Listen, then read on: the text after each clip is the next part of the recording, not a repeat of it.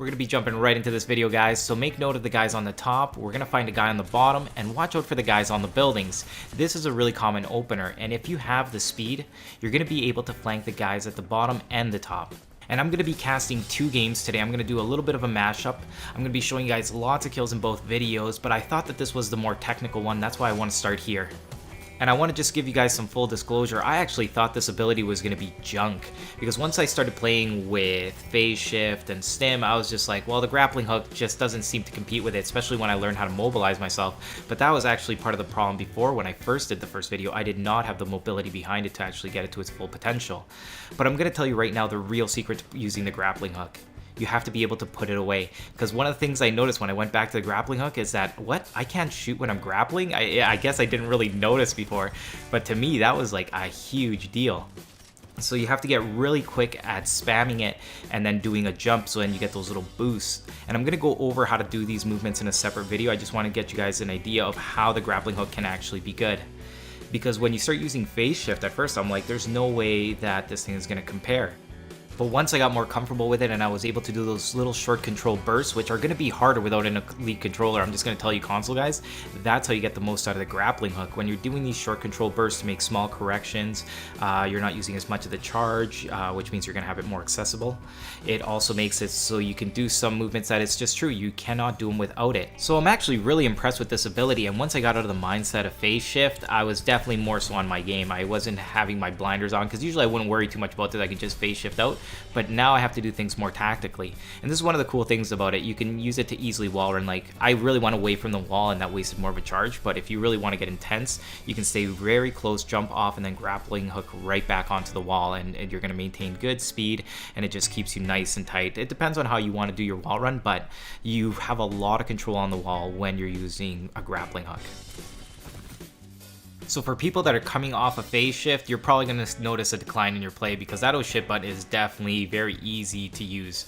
Well, obviously, especially if you have the button readily accessible. So probably on PC, everyone's like, psh, they're gone as soon as you start kind of tickling them. But personally, I feel that phase shift is perfectly balanced. It's 2 charges. If you're both moving, when he comes out, you're kind of on the same playing field at that point. If you're somebody who stays still, then, you know, there's a lot of handy games that go into phase shift, but in my opinion, that ability is fine. I should have had that kill. I had all the advantages there. So let's get back into some grappling hook action. The L-Star, you're probably going to see a lot of gameplay with that as well. I personally love it. I find that it can wipe out a whole team. It feels like an alternator. Yeah, it's a projectile weapon, but honestly, I think it's really good. So I'll get into that technique when using the grappling hook, the little burst, and then you go into a jump. Once you get the grappler down and then you hit jump, it makes you go up. And then it's based, of course, into the momentum that you had before. You see how it kind of wanted to take me to the outside, and I probably could have let it. You guide both joysticks. I know a lot of people want to see my hands, and I can see how that would be helpful. I'm going to try to figure out how to sync that up and actually make it look good. In the future, I'd like to try something like that. I was actually looking for an input, some way to get the inputs on the screen by hooking up my Elite controller into my PC, and then the wireless maybe will still go into the Xbox. See, that's what I'm not too sure about. If somebody knows how to actually do that for an Xbox One, if you could message me, that would be great. And my buddy Deegballs is in this game, and before going in here, he wanted me to show him some of the mobility stuff, so we went into this exact level, and now I'm hearing him over the mic, and he's like getting all excited about like shooting some guys from a slide, wall running and shooting a guy into a slide, all these things that I remember when I first learned. I was really excited about it too, because something about just doing the slide while you're shooting, it just feels so good. It's so smooth, and it's just stylish. It's so stylish. And the grappling hook too, those little short jumps, and you can direct yourself even better.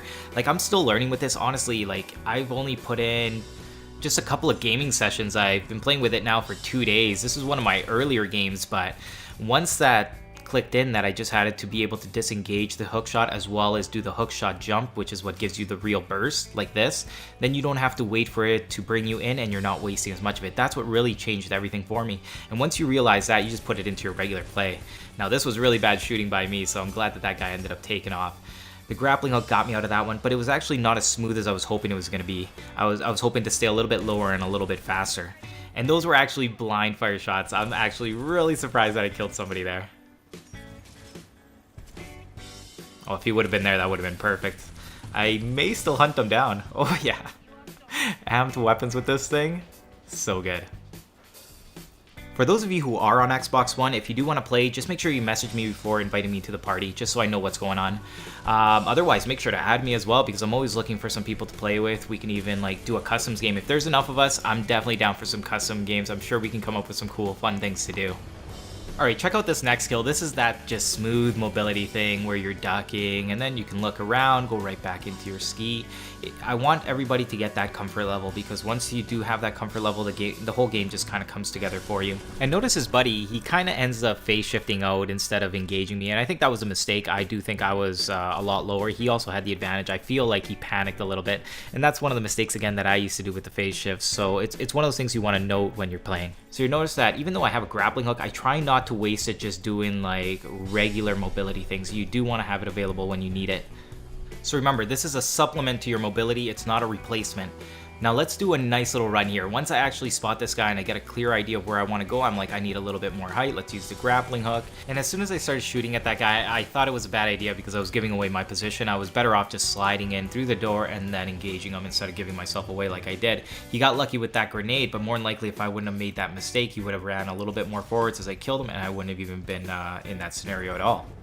And I want to give you something to think about, because I think it really helped me out, especially when I try weapons out that I'm not comfortable with. Whenever I die and I'm like, oh, your weapon's just a lot better, or you're doing a strategy like camping that makes it so much easier for you to kill me. And when I'm in that mindset, I'm honestly not improving as much, because I'm more focused on what they're doing than what I am. And there's definitely some counterplays, and you have to get out of that mindset. You have to be more open to blaming yourself, actually. Because whenever I die these days, instead of trying to blame them, what I'm trying to think of is, what did I do wrong? I'm really open to suggestions always. Like, that's actually one of the coolest things about my YouTube right now, is that people always have different opinions, or even when I post things on Reddit, it gives you something to think about. Like, I don't think I'm always right, and the reason that I'm actually improving is because I am taking other people's feedback. I don't know how nobody noticed the guy to my right. He ends up getting pretty far back there before anybody notices. So he's one of those guys phase shifting, and I'm like, oh, I'm gonna get you, whoa. So that's the cool thing about the grappling hook too. It actually sets you up for a melee even when you don't directly grapple them. It's really useful for doing moves like that. It's a lot easier than you think to do some of these things. It may have been because all I use is practically projectile weapons these days, but it's actually pretty easy.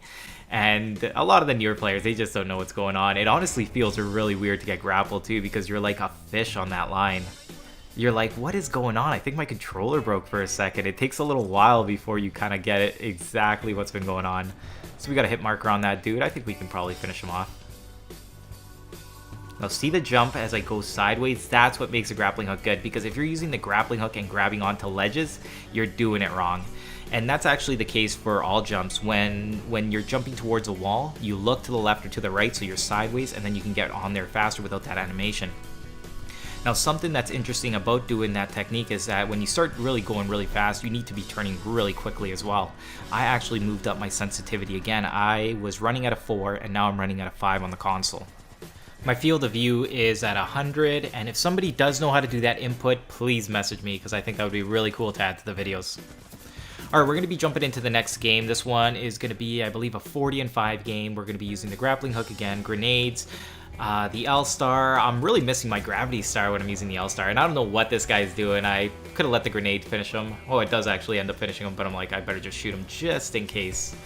But the grappling hook, those little short bursts, I'm going to show you a couple right here to get away from this guy, and it does make it pretty unpredictable. The grappling hook is a really cool tool, especially on this map. If you want to be one of those guys, you can get up to the roofs. You can also get onto the beams, you know, that death from above stuff, and I think these guys on my left are pretty demoralized. I think they were taking a breather.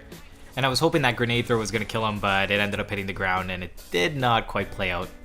Now, one of the things I really like about the grappling hook is the nature that you can jump away from somebody and then come right back.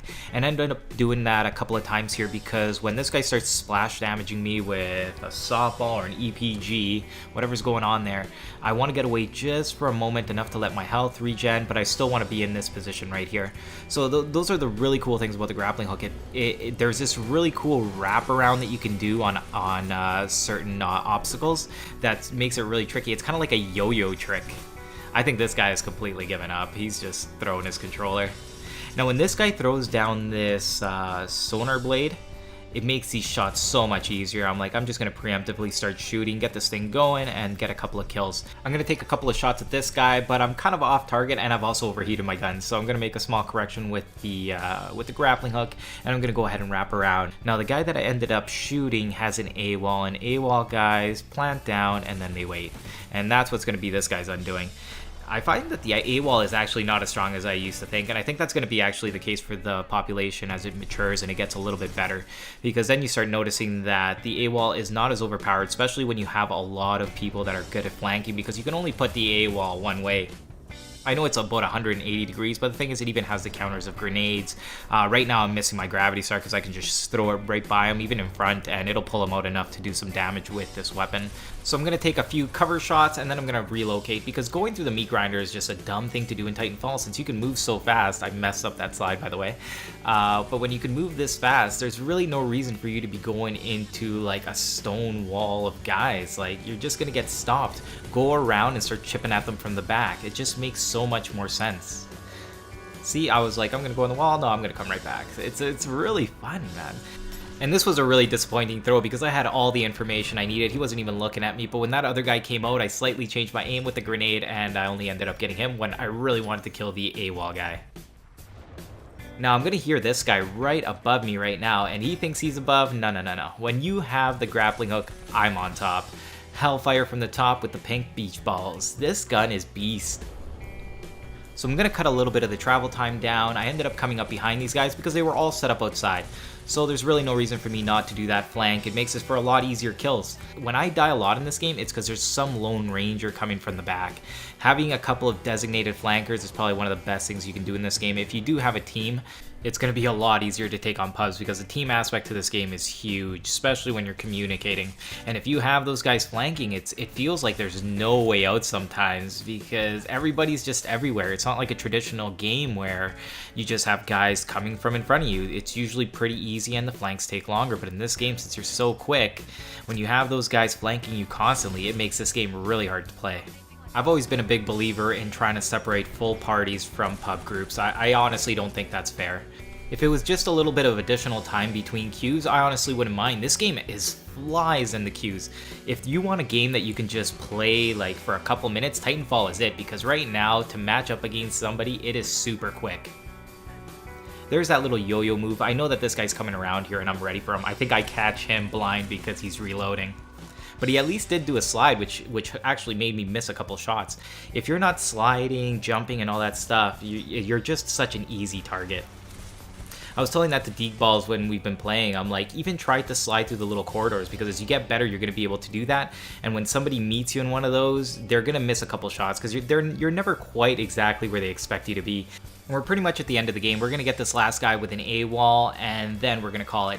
So thanks for watching, guys. Make sure to do that comment stuff, because really this channel is starting to take off, and it's really awesome. The response from you guys has been overwhelming. I didn't think things were going to go this well. Like, I've been trying to get the videos out. I've been trying to up the quality, and you guys are what's making this possible. So thanks again for supporting my work, doing all the things that have made this channel get to where it is, and I hope we can continue to keep going forwards.